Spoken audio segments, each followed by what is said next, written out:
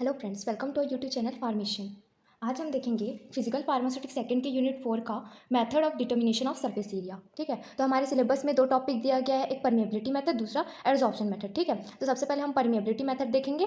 तो आज हम पढ़ने वाले हैं एयर परमिएबिलिटी मेथड। तो इसको समझने से पहले अब हम इस मेथड के थ्रू किसी भी पाउडर का सरफेस एरिया कैसे निकालेंगे। ठीक है, इसको समझने से पहले आपको हम एक डायग्राम समझाएंगे। तो जैसा कि आप यहाँ पे देख सकते हैं, हम इस पे क्या करते हैं, यहाँ हमारा एक एयर पंप होता है जहाँ से हम एयर को यहाँ पे फ्लो कराते हैं। एयर को फ्लो कराते हैं, यहाँ पे कांस्टेंट प्रेशर रेगुलेटर लगा होता है।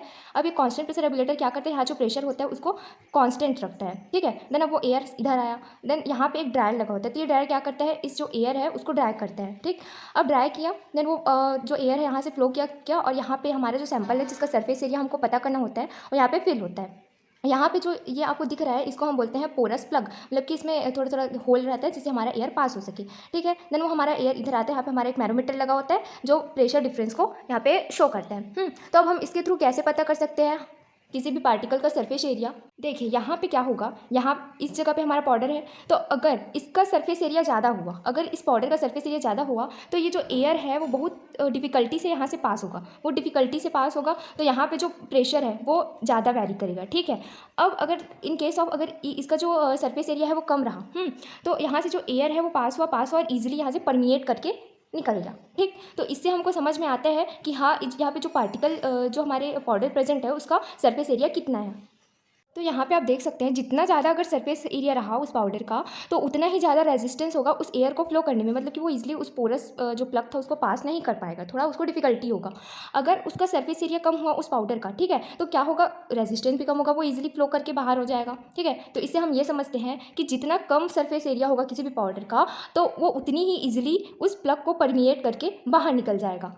The instrument used in a fissure सब्सिव सीजर, जो अभी आपको हमने इंस्ट्रूमेंट दिखाया उसका नाम है फिशर सब्सिव सीजर। सो यहाँ पे प्रिंसिपल क्या कहता है कि the greater the surface area पर ग्राम ऑफ पाउडर, मतलब कि 1 ग्राम ऑफ पाउडर का जो सरफेस एरिया है जितना ज़्यादा होगा the greater is the resistance to the flow. जैसे कि हमने कहा कि जितना ज़्यादा सरफेस एरिया होगा किसी पाउडर का, है ना, उतना ही ज़्यादा उसमें रेजिस्टेंस होगा, वो एयर को फ्लो करने नहीं देगा। For a given pressure drop across the plug मतलब कि जो वो ऐसा पोरस सा बेड लगा था ना जहाँ से हमारा एयर पास करता है। ठीक है, permeability is inversely proportional to specific surface. इसका मतलब ये है कि जितना जितना यहाँ पे कम परमिएबिलिटी होगा, मतलब कि एकदम वो परमिएट नहीं कर पाएगा जो एयर है वो उस पाउडर के थ्रू, तो उतना ही क्या होगा वहाँ पे उसका जो सरफेस है उतना ही ज़्यादा होगा। ठीक है, अब इसका वर्किंग देखते हैं। An air pump generates air pressure to a constant head by means of a pressure regulator. जो हमने यहाँ पे देखा कि एक कांस्टेंट यहाँ से एयर का प्रेशर यहाँ पे रेगुलेट करता है हमारा constant pressure regulator. Under this head the air is dried and conducted to the powder sample packed in the tube. अब इसके बाद क्या होता है, जो अब इस प्रेशर के थ्रू क्या होगा, ये जो पाउडर यहाँ आएगा, यहाँ आने के बाद ड्राई होगा, देन उसके बाद यहाँ पे जो सैंपल पैक है इस ट्यूब के थ्रू वो क्या करेगा, यहाँ पे परमिएट करेगा।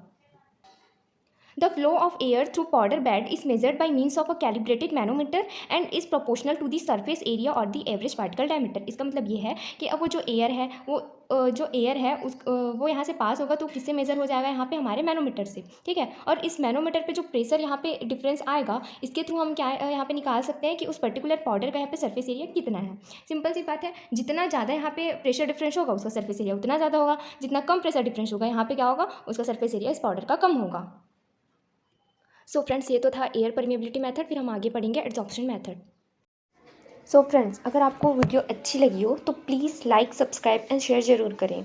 आप हैंड रिटन नोट्स के लिए हमारे टेलीग्राम ग्रुप या वेबसाइट पे भी जा सकते हैं जिसका लिंक डिस्क्रिप्शन में है। Thank you.